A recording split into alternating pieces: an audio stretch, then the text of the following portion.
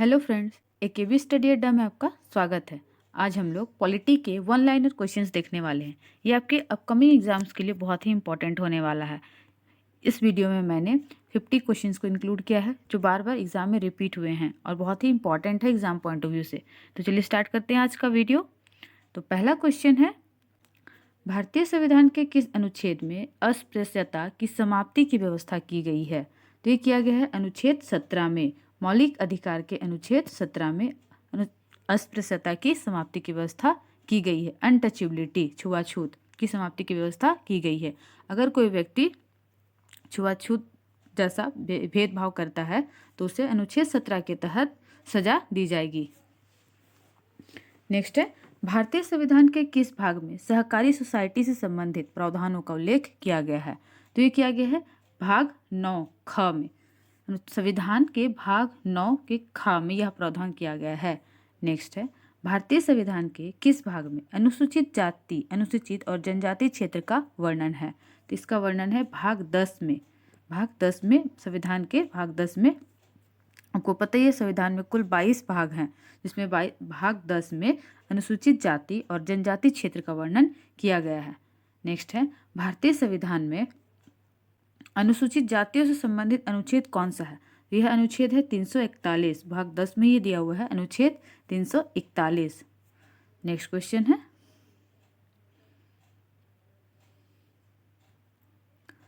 संघ लोक सेवा आयोग का वर्णन किस अनुच्छेद में किया गया है? तो अनुच्छेद 315 में किया गया है। संघ लोक सेवा आयोग का वर्णन, यूपीएससी का वर्णन 315, अनुच्छेद 315।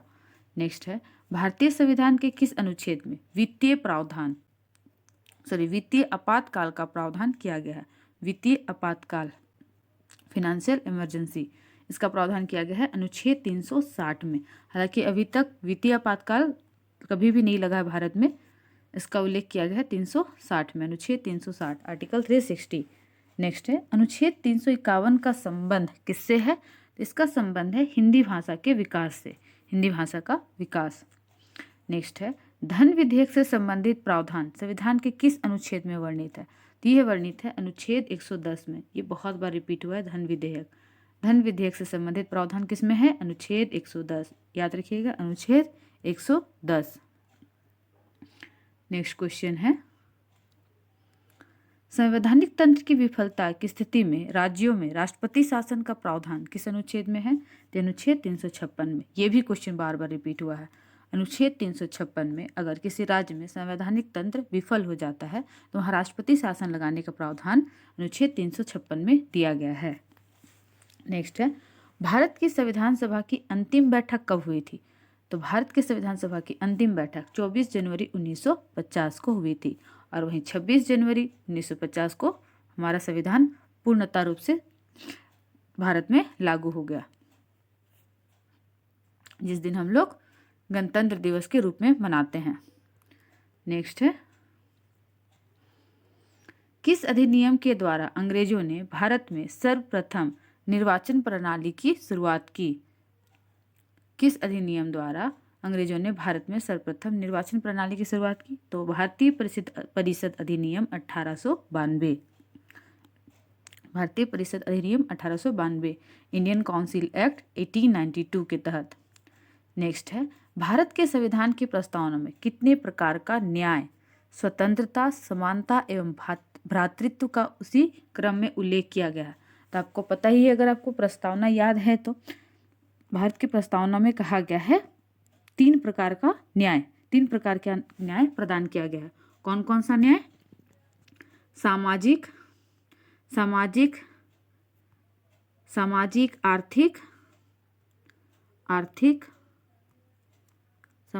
आर्थिक एवं राजनीतिक न्याय।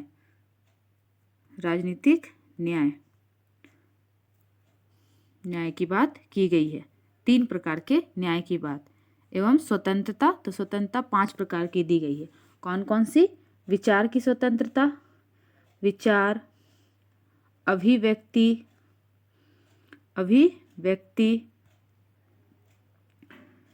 अभिव्यक्ति, विश्वास, चौथा है धर्म एवं उपासना की स्वतंत्रता, एवं उपासना की स्वतंत्रता, उपासना की स्वतंत्रता प्रदान की गई है भारतीय संविधान में। वहीं समानता, दो प्रकार की समानता, कौन कौन सी? प्रतिष्ठा और अवसर की समानता, प्रतिष्ठा और अवसर की समानता, अवसर की समानता प्रदान की गई है। और भ्रातृत्व तो एक ही। नेक्स्ट है, भारत के संविधान के किस भाग में नागरिकता से संबंधित प्रावधान दिए गए हैं? तो नागरिकता से संबंधित प्रावधान भारत के संविधान के भारतीय संविधान के दूसरे ही भाग में दी गई है। नेक्स्ट है, भारतीय संविधान में भारत की आधिकारिक भाषा से जुड़े प्रावधानों में संसद संशोधन कर सकती है। तो कैसे कर सकती है? तो अपने सदस्यों के साधारण बहुमत द्वारा। इसमें इस प्रकार के संशोधन में कोई दिक्कत नहीं आती है। तो ये सदस्य के जो साधारण बहुमत द्वारा कर सकते हैं, अपने सदस्यों के साधारण बहुमत द्वारा। नेक्स्ट है, किसी सांसद को बिना अनुमति के कितने दिन संसद से अनुपस्थित रहने पर अयोग्य घोषित किया जा सकता है? तो ये 60 दिन। अगर कोई सांसद 60 दिनों तक सदन में अनुपस्थित रहता है तो उसे अयोग्य घोषित कर दिया जाता है। नेक्स्ट है, सर्वप्रथम संसदात्मक सरकार किस देश में आरंभ की गई थी? तो ये किया गया था पार्लियामेंट्री फॉर्म ऑफ गवर्नमेंट जिसे बोलते हैं, ग्रेट ब्रिटेन में, यूके में, parliamentary form of government. Next है, किसके संबंध में राज्यसभा का अनयन अधिकार है? तो राज्यसभा को बस एक विशेषाधिकार दिया गया है कि वो एक नई अखिल भारतीय सेवाओं के सृजन हेतु संस्तुति कर सकता है। नेक्स्ट है, किसे भंग नहीं किया जा सकता पर समाप्त किया जा सकता है? तो विधान परिषद को, राज्यों के विधान परिषद को भंग नहीं किया जा सकता किंतु समाप्त किया जा सकता है। नेक्स्ट है, सरकारिया आयोग की संस्तुतियां किससे संबंधित है? तो ये केंद्र राज्य संबंध से संबंधित है। नेक्स्ट क्वेश्चन है आपका, नीति आयोग के प्रथम उपाध्यक्ष या उपसभापति कौन थे? तो आपको पता ही है, अरविंद पनगड़िया, क्योंकि ये करंट में बहुत था ये क्वेश्चन, अरविंद पनगड़िया।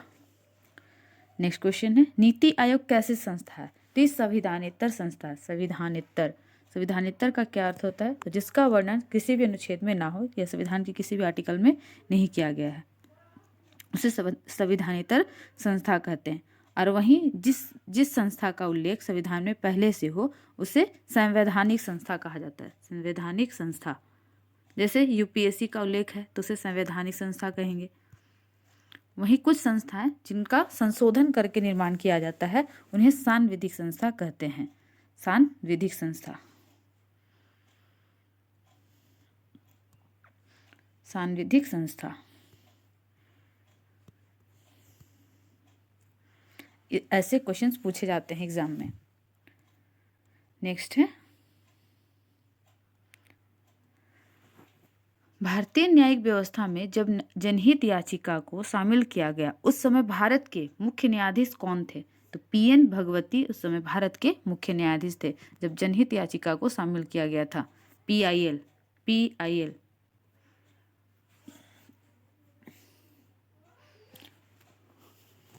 नेक्स्ट है, दी एक्सीडेंटल प्राइम मिनिस्टर पुस्तक के लेखक कौन है? तो ये हैं संजय बारू जी, संजय बारू। नेक्स्ट क्वेश्चन है आपका, भारत एवं अमेरिका की राजनीतिक व्यवस्था के बीच कौन सी विशेषताएं समान हैं? तो कौन सी विशेषताएं समान है दोनों देशों में? तो यहाँ राष्ट्रपति के पास जो पॉकेट वीटो की शक्ति होती है वो समान है भारत एवं अमेरिका की राजनीतिक व्यवस्था में।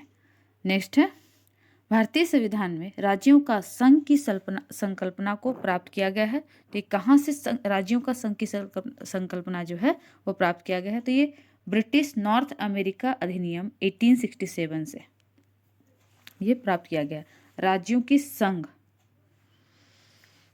नेक्स्ट है, न्यायिक पुनरीक्षण का संबंध किससे है? तो इसका संबंध है अनुच्छेद 137 से, जिसमें न्यायिक पुनरीक्षण का प्रावधान किया गया है। नेक्स्ट है, किन राज्यों में संविधान का भाग 9 लागू नहीं होगा जब तक कि वह राज्य एक संकल्प द्वारा इस भाग का विस्तार अपने राज्य में नहीं कर देता? तो ये 3 राज्य हैं, मेघालय, मिजोरम, नागालैंड। ये तीनों राज्यों में संविधान का भाग 9 लागू नहीं होगा जब तक कि वह राज्य खुद ये संकल्प ना दे। नेक्स्ट है, किस संशोधन द्वारा शिक्षा के अधिकार को मौलिक अधिकार में शामिल किया गया है?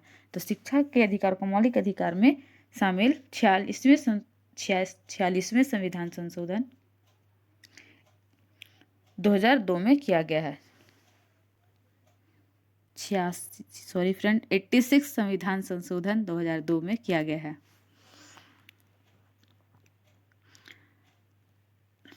नेक्स्ट है, 73वां एवं 74वां संविधान संशोधन का संबंध किससे है? तो 73वें संविधान संशोधन का संबंध ग्राम पंचायत से एवं 74वें संविधान संशोधन का संबंध नगर पंचायत से है। नेक्स्ट है, भारतीय संविधान में 88वें संविधान संशोधन 2003 द्वारा क्या शामिल किया गया है?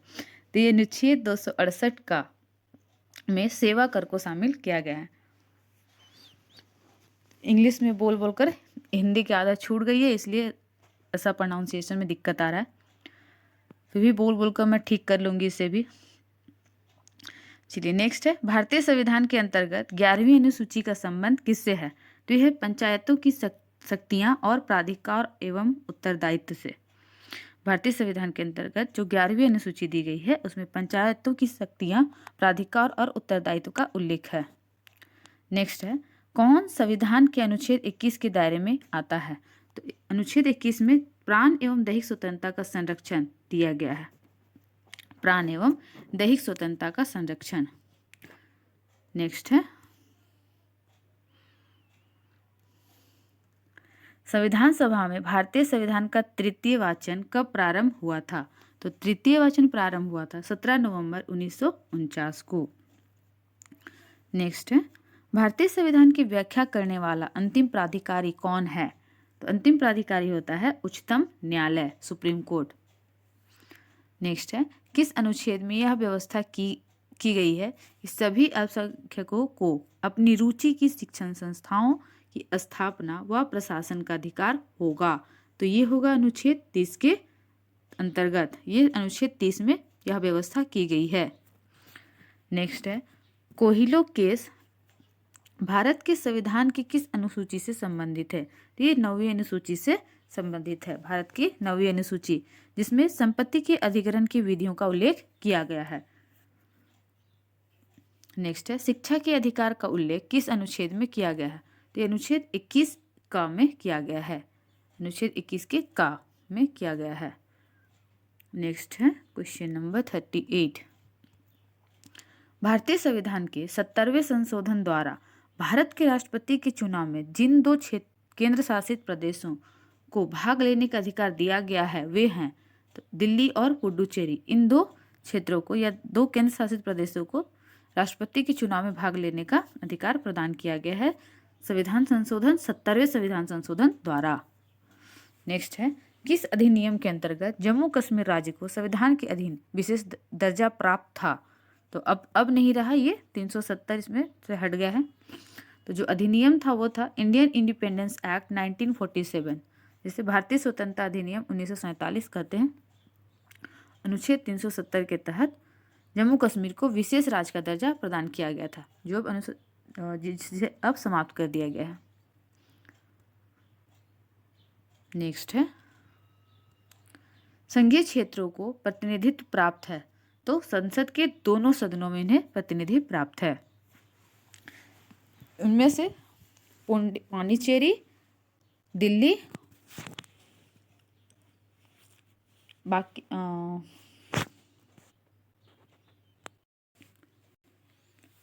Friends Andaman Nicobar, Chandigarh, Dadar Nagar Haveli, Daman and Diu एवं लक्षद्वीप को राज्यसभा में कोई प्रतिनिधित्व प्रदान नहीं किया गया है, जबकि जम्मू कश्मीर, दिल्ली और पुडुचेरी को प्रदान किया गया है।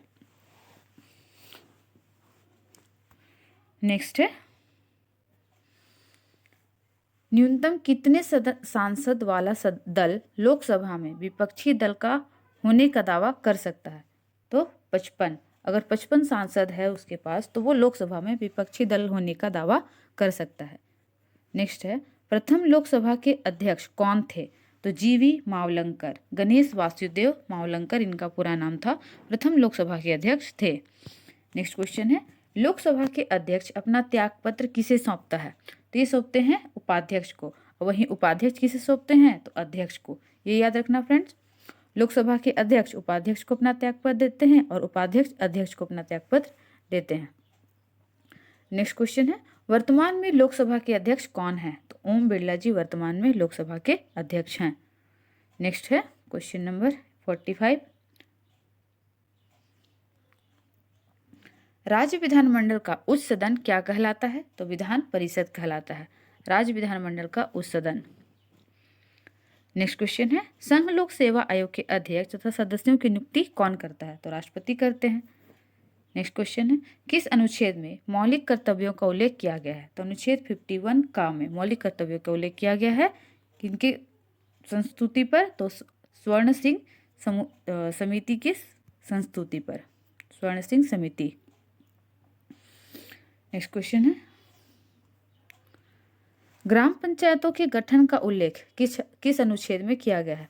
तो 40वें अनुच्छेद में किया गया है, जो कि राज्य के नीति निर्देशक तत्वों में दिया गया है, नीति निर्देशक तत्वों में है,